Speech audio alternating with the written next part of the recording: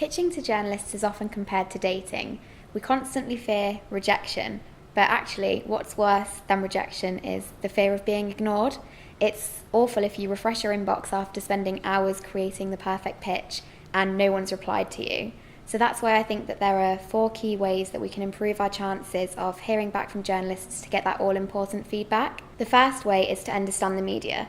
Journalists expect us to know what hours of the day they're working, the best time to pitch them, and when they go to print.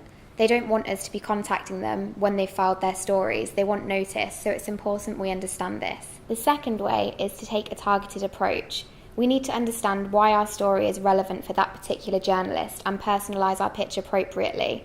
If that journalist wants stats, let's send them stats. If they want case studies, we need to make sure we have a case study. It's about making their lives easier, and in turn that will make our life easier. The third way is to know when to ring and when to email. You'll hear so many people tell you that it's best to ring a journalist, whilst other people will say they always email. There's actually no one solution.